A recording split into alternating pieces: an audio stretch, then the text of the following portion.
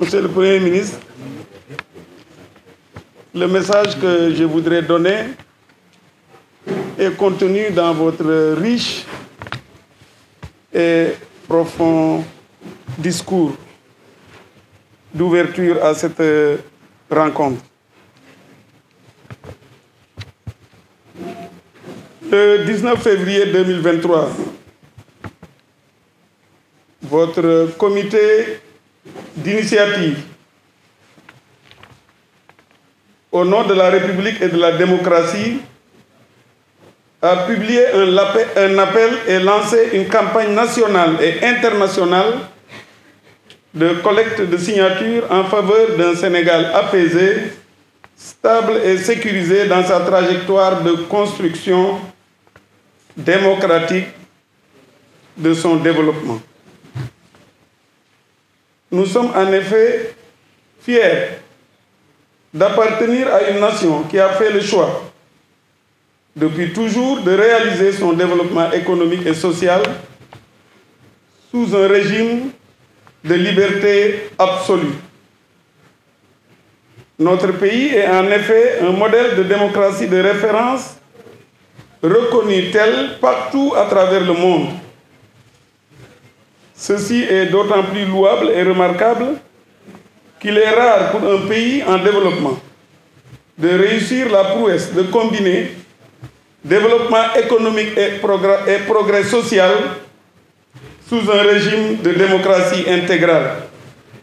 C'est pourquoi beaucoup parmi nous peinent à s'expliquer l'ampleur de la campagne nationale et internationale menée de façon systématique par des forces politiques et certains acteurs de la société civile dans le but manifeste de ternir l'image du Sénégal et créer les conditions de son instabilité.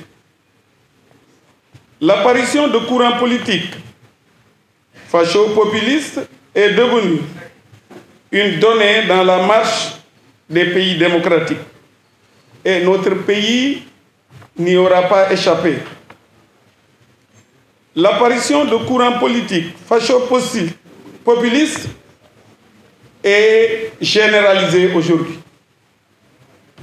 L'appel à la violence politique, à la subversion et même à la guerre civile est devenu courant dans le langage des représentants de ce courant qui bénéficient en même temps de tous les privilèges du parti légalement reconnu, tout en revendiquant la liberté de choix de la rue et de la violence en lieu et place des urnes et de la démocratie pour la conquête du pouvoir politique.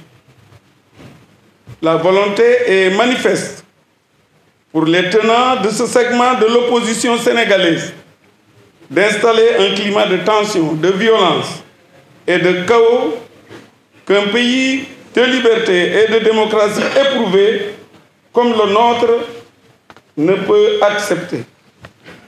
Notre devoir à nous tous est de veiller à ce que le Sénégal reste cette nation forte de son unité, mais riche de sa diversité.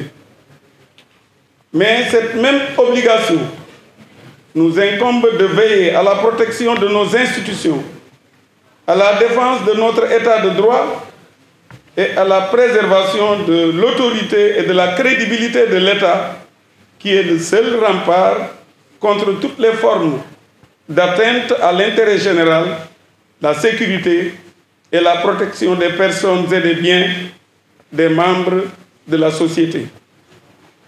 Ce sont toutes ces raisons qui justifient que tous les patriotes et démocrates du Sénégal ont été particulièrement sensibles à cette initiative dont la portée et les objectifs dépassent les clivages partisans. Votre appel s'adresse en effet à tous les Sénégalais soucieux de la préservation de nos acquis démocratiques, l'essence de la démocratie, rappelons-le, est d'éloigner la société de tout risque de violence dans la gestion et le traitement des compétitions entre acteurs politiques. Cette initiative est pour nous très importante, car au-delà du combat pour la défense de la République et de la démocratie, qu'il convient de mener de façon ferme et intransigeante, elle permet de participer à relever les défis auxquels la démocratie est confrontée à nos jours. Avec l'avènement de la presse libre et l'explosion des réseaux sociaux, des groupes organisés travaillent ouvertement à saper le système d'autorité sous ses formes, y compris par des attaques violentes contre les institutions religieuses, phénomène sans précédent au Sénégal. Des esprits souvent non préparés se laissent entraîner dans des dérives de nature à saper les bases de notre cohésion nationale, notre vivre ensemble en général, l'autorité de l'État et la force de nos institutions. Autant d'acquis fondamentaux de notre peuple et de notre nation sur lesquels aucune concession n'est envisageable. Notre pays restera cependant attaché à notre tradition légendaire de société de dialogue, de convivialité, de mesure et de tempérance. Toute vertu que nous continuerons de cultiver dans le cadre cependant des limites que nous impose l'obligation du strict respect des règles de l'état de droit, comme le président de la République vient d'en faire le rappel lors de son message à la nation le 3 avril dernier. Au titre de ces dérives inacceptables en démocratie, nous avons noté récemment l'appel à des grèves politiques lancées par des syndicats d'enseignants. Autre acte sans précédent au Sénégal. Nous avons espoir que la nation tout entière se dressera pour faire entendre raison à des acteurs politiques qui doivent comprendre que l'État et les citoyens n'accepteront jamais que leurs enfants soient pris en otage pour servir de chair à canon à des politiciens perdus dans leur délire de pouvoir.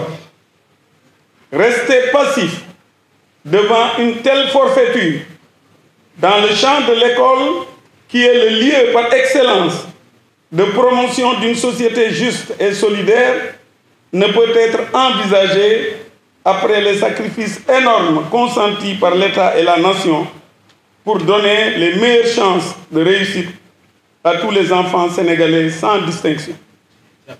Ce sont là autant d'enjeux majeurs qui justifient notre engagement aux côtés des animateurs du comité, au nom de la République et de la démocratie, dont l'action bénéficie de la plus grande attention des plus hautes autorités dans tous les domaines.